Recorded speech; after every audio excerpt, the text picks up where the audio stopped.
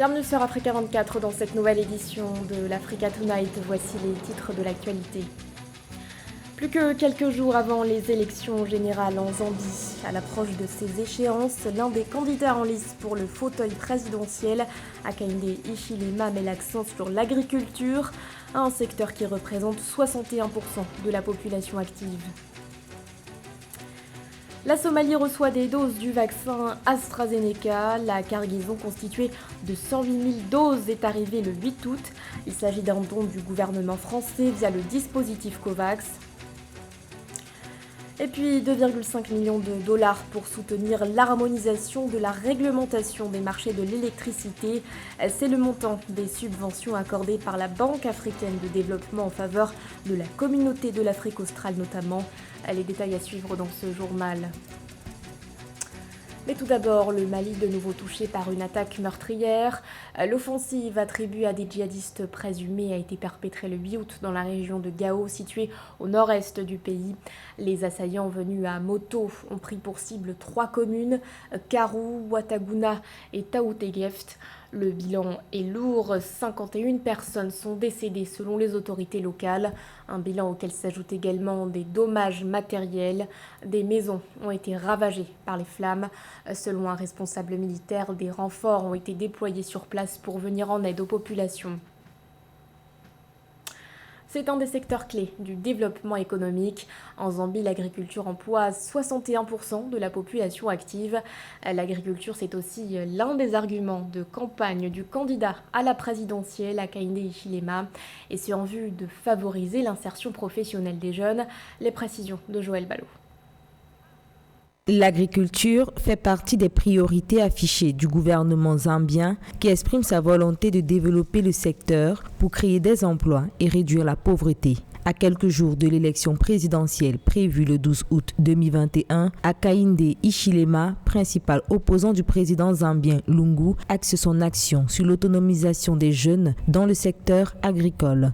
Il y a des personnes qui ne sont pas en mesure de trouver un emploi parce qu'il n'en existe pas de nos jours. Dans ce cas, l'agriculture devient essentielle au plan économique. De là, un jeune peut obtenir un emploi, un crédit qui lui permettra d'acquérir une parcelle de terrain et de se développer. Entre 2019 et 2020, la production de maïs a atteint le record de 3,4 millions de tonnes. Il faut dire qu'en raison de son importance socio-économique, cette culture est pratiquée par 80% des ménages. Aujourd'hui, face à cette dépendance, les efforts se multiplient pour valoriser de nouvelles filières porteuses. Il convient de rappeler que la Zambie dispose d'un important potentiel agricole en termes de superficie, de terres fertiles et de ressources en eau, malheureusement faiblement exploitées. Alors, si l'on voudrait que l'agriculture soit ce secteur générateur de richesses et créateur d'emplois décents, il serait utile de poursuivre de manière générale les réformes engagées depuis quelques années, les concrétiser, accroître les investissements dans les infrastructures agricoles ainsi que dans les filières porteuses et de grande consommation, à l'instar du maïs, du riz, du soja et du manioc et de bien d'autres.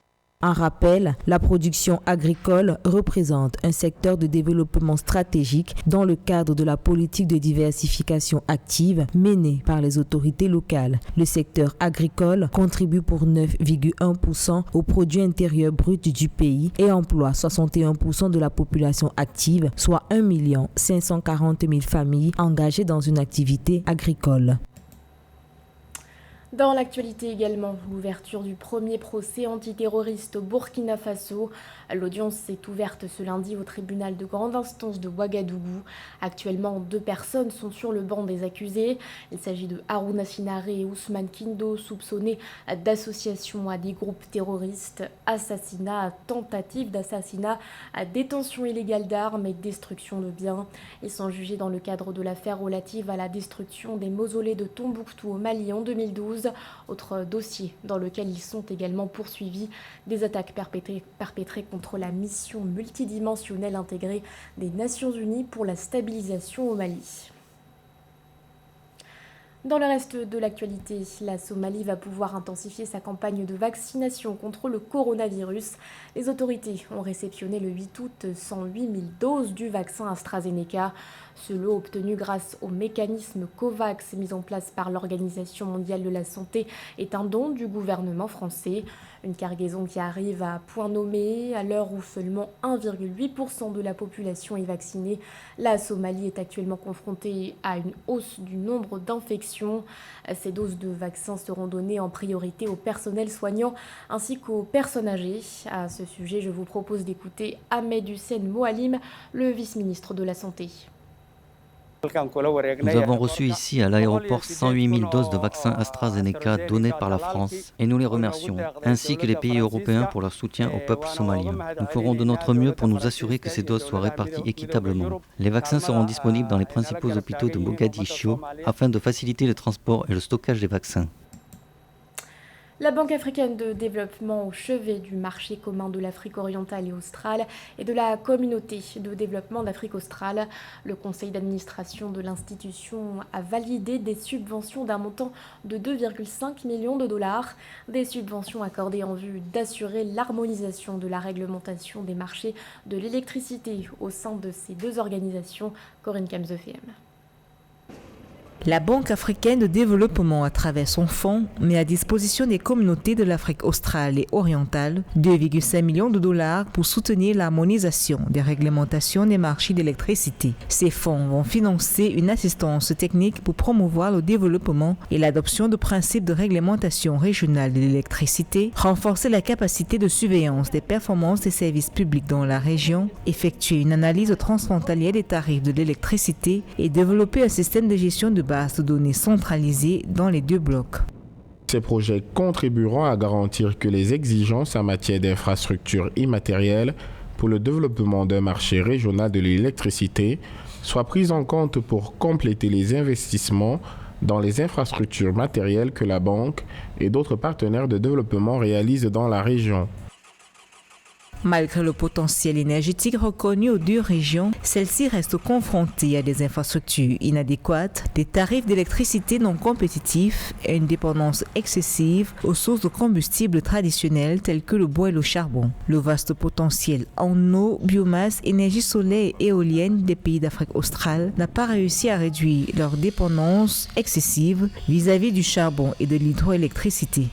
Aujourd'hui, tout le monde sait que le marché africain va devenir un marché unique. Et entre autres marchés uniques qu'on va devoir avoir, c'est le marché de l'énergie parce que celle-ci est le moteur de l'économie. Et donc, il est important qu'il y ait une harmonisation des droits relatifs à la gestion de l'économie. On a des pays comme la République démocratique du Congo qui a libéralisé complètement le secteur, mais il y a des pays qui ne l'ont pas encore fait. Et c'est donc dans ce cadre-là que la BAD fournit ses financements pour stimuler l'accélération de la mise à niveau de la réglementation pour que les pays soient en mesure de parler un langage commun et interchanger de manière tout à fait fluide. Les deux projets s'alignent sur trois des priorités stratégiques High-Five du groupe de la banque, Light Up and Power Africa, intégrer l'Afrique et industrialiser l'Afrique. Les projets s'alignent également sur le cadre stratégique d'intégration régionale de la banque 2018-2025 et le document de stratégie d'intégration régionale de l'Afrique australe 2020-2026, en particulier le thème de la connectivité des infrastructures. 12,9 milliards de francs CFA, c'est le montant levé par le Fonds spécial d'équipement et d'intervention intercommunale au Cameroun, une enveloppe dédiée à la construction de 50 projets dans les collectivités territoriales décentralisées. Parmi les secteurs ciblés, les infrastructures, l'eau ou encore l'éducation. Joël Ballot. Porter l'investissement public à 40% des dépenses totales de l'État du Cameroun, c'est l'objectif que vise le gouvernement dans la stratégie nationale de développement 2020-2030. Pour y parvenir, le Fonds spécial d'équipement et d'intervention intercommunale, FEICOM, a accordé aux communes camerounaises 50 nouveaux projets axés sur 8 secteurs et financés à 12,9 milliards de francs CFA. Les projets ayant bénéficié des financements couvrent 8 secteurs, à savoir les infrastructures, la gouvernance, l'éducation, l'industrie et les services, la santé, l'eau et l'assainissement, le social, les sports et les loisirs. Ils répondent aux besoins exprimés par les populations à travers les plans communaux de développement. Ils sont également alignés sur la priorité du gouvernement contenue dans la stratégie nationale de développement SND 30. Cette nouvelle mobilisation vient renforcer la promotion des projets dans les collectivités territoriales décentralisées du Cameroun. En plus de permettre aux exécutifs municipaux de travailler dans de bonnes conditions, notamment au moyen de la construction et l'équipement des hôtels de ville, les financements du FEICOM permettent également aux communes de se doter de certaines infrastructures socio-communautaires. En 1974, on a créé ce que je vais appeler la Banque des communes, qui s'appelle en réalité le FECOM. Fonds d'équipement et d'intervention intercommunale. Tout ce que vous payez comme impôts, droits, taxes au Cameroun supporte à hauteur de 10% les centimes additionnels communaux dont une quote-part est reversée à la Banque des communes, à charge à cette Banque des communes maintenant de financer le développement local. Ces données révèlent l'importance du FEICOM dans le dispositif public de développement local. En rappel, le FEICOM avait déjà injecté en 2020 une enveloppe de 26,7 milliards de francs CFA dans 136 projets de développement dans 92 communes et communautés urbaines du Cameroun. En Ouganda, les autorités souhaitent renforcer la réglementation relative aux droits d'auteur. Pour ce faire, le pays abritera du 20 au 28 août la conférence de l'Organisation régionale africaine de la propriété intellectuelle, un événement qui va permettre à l'Ouganda d'assurer une meilleure protection de ses artistes souvent victimes de piratage. Corinne Kamzefiem. Afin de renforcer la législation nationale en matière de propriété intellectuelle, l'Ouganda va signer le protocole de Kampala sur la protection du droit d'auteur lors de la conférence diplomatique hybride de l'Organisation régionale africaine de la propriété intellectuelle qui se tiendra à Kampala du 20 au 28 août 2021. Le dit protocole va contribuer à protéger l'industrie créative ougandaise afin de garantir que les auteurs bénéficient de leurs œuvres. Grâce à l'adoption de ce protocole, les Ougandais pourront faire enregistrer et protéger leurs œuvres au niveau international, bénéficier et gagner de leurs œuvres, permettre au gouvernement de tenir un registre des œuvres volontaires protégées par le droit d'auteur. Cela conduira à une meilleure appréciation du rôle de l'industrie de la création dans la promotion du développement socio-économique. Selon l'Uganda Performing Rights Society, les musiciens ougandais perdent près de 100% de leurs ventes à cause du piratage en raison du taux de croissance élevé des contrefaçons dans le pays. Le phénomène s'étend également au secteur du divertissement, des logiciels et autres industries protégées par le droit d'auteur qui perdent des milliards de shillings à cause du vol de propriété intellectuelle ou du piratage.